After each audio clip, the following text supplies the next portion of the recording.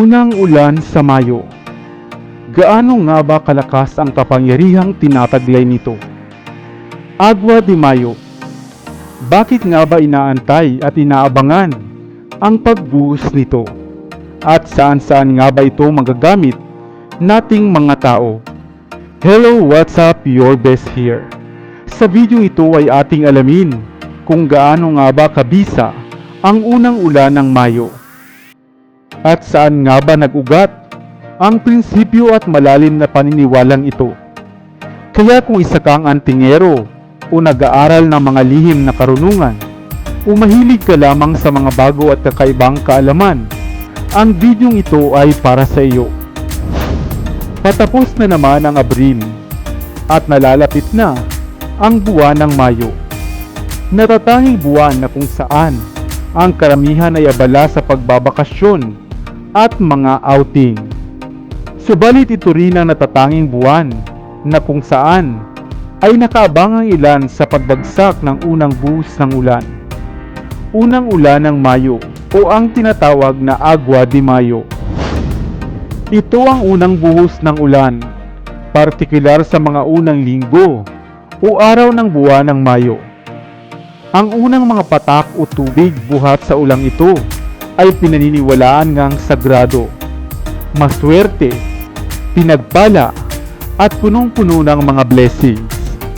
At mayroong malalim na mga halaga sa kultura at paniniwala sa iba't ibang relihiyon katulad nating mga Kristiyano, Budismo, Sikhismo, Hinduismo at marami pang ang iba.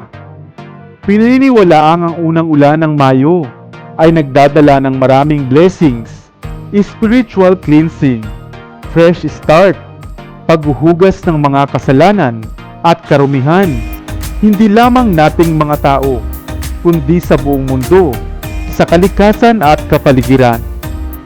Ulan na kailangan ng mga halaman upang sumibol at mamulaklak, at ulan na pinagmumula ng tubig na kailangan ng ating katawan upang mabuhay. Ayon naman sa ilang kultura, ang paliligo raw ng ulan o sa ulan ng Mayo ay mainam na mag-aalis ng mga karamdaman ng tao. Nagbo-boost ng immune system at nagpapaganda ng kutis at kagandahang pisikal. Ito din ay pininiwalaang makatutulong upang mapalakas natin ang depensa ng katawan laban sa mga darapong karamdaman. Sinasabing ito ay kinokolekta rin ng mga simbahan upang magamit bilang holy water at pangbasbas na elemento. Ang ulan din ng Mayo ay sinasabing maganda sa ating mga buhok upang muli nitong maibalik ang kintab at sigla nito. Para naman sa mga antingero o sa mga antingan, ang paliligo raw sa ulan suot ang inyong mga gamit ay pinaniniwalaang mas lalong nagpapalakas at nagpapaganda sa bisa nito. Gayunpaman, sa kabilang banda, lalo na nga sa panahon natin ngayon, nalaganap na ang polusyon lalo na nga sa hangin, ang paliligo sa ulan ay sinasabing maaaring maging sanhi ng infeksyon at iba pang mga sakit buhat sa maruming tubig ulan. Kaya naman ang paliligo natin at pagtatampisaw sa ulan ay gawin lamang natin na may kasamang pag-iingat. Maaari mong mapanatili ang iyong malalim na paniniwala at kasabay naman ito ay ang masusiring pag-iingat. Ikaw, nagkokolekta ka rin ba ng tubig buhat sa ulan sa buwan ng Mayo o ang tinatawag na Agwa de Mayo? Nasubukan mo na rin bang maligo at magtampisaw sa ulan? Sana may bago kang natutunan sa videong ito. Nakatikim ka na ba ng hamog? Unang tinatawag na morning dew. Dahil siguradong magugulat ka na marami pala itong dalang benepisyo para sa kalusugan ng tao na maaaring hindi mo pa nga naririnig. Hello, what's up? Your best here. Marami bang mga halaman sa inyong bakuran? At sa tuwing umaga ay makikita mong basa ang mga dahon nito. Kahit pa nga kagabi ay wala namang ulan. dahil ang mga hamog na iyan ang ating pag-uusapan. Ang mga pangkalusugang gamit, kahalagahan, at maaaring epekto sa iyo dahil baka sa isang patak lamang ng hamog na ito ang kailangan mo para sa mga nararamdaman mo. Malaki ang ginagampanan ng papel ng tubig sa ating buhay bilang inumin, pamawi ng uhaw, panglinis, pagluluto, at sa halos lahat ng gawain sa bahay. Subalit may isang klase o uri pa pala ng tubig na madalas na nating napupuna ay hindi lang natin pinapansin at binabaliwala nga lamang. Ito ay ang tubig buhat sa hamog o morning dew kung tawagin ng karamihan.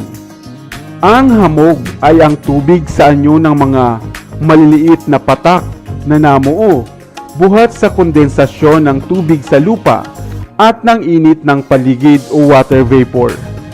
Nagsisimula sa moist hanggang sa maging ganap ng mga hamog o maaaring mga mumunting patak na makikita sa mga dahon, bubong at karaniwan ay sa mga damo. Malaki ang ginagampanan ng papel ng hamog sa ating mundo o kapaligiran. Kabilang na ang pagsisilbi nitong dilig na tubig sa mga halamang matagal nang hindi nabubuhusan ng ulan bunga ng tag-init. Pinatutubo rin nito ang mga munting butil, lalo na nga sa malawak na kagubatan. Nakatutulong din ito upang muling mapalamig ang mainit na temperatura sa gabi sa pagsisimula ng bagong umaga. Ayon sa pag-aaral, ang hamog ay mas malamig kaysa sa normal na tubig sapagkat nagtataglay ito ng up to 14 to 16 ppm na bilang ng oxygen at labis na mabisa para nga sa kalusugan natin. Ang hamog sa umaga ay mainam para sa mga tao na maraming pimples.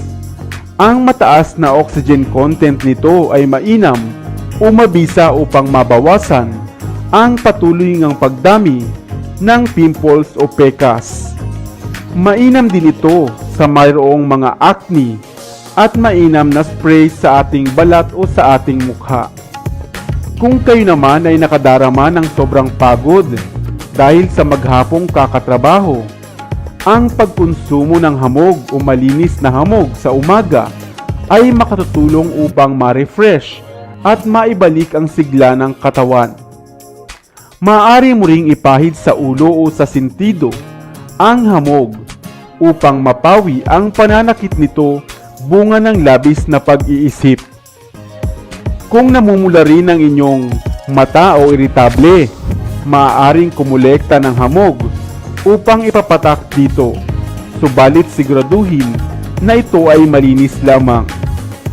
Mahusay rin ang mga hamog para sa sanggol, lalo na nga sa umaga, upang mapabilis na lumakas ang kailang mga buto at mapanatiling masigla ang katawan.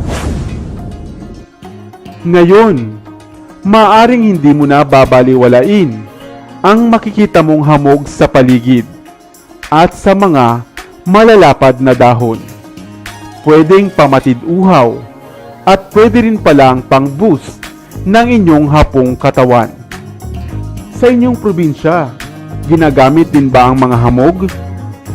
Ngayon mo lang ba ito narinig? Kung oo ay comment ka naman ng yes upang patuloy tayong magtampok ng mga kakaiba, subalit kapaki-pakinabang na kaalaman. Sana ay may bago kang natutunan sa videong ito.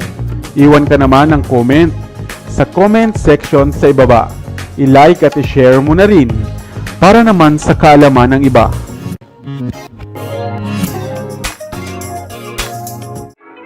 Dito na sa Best TV, tayo ay matuto.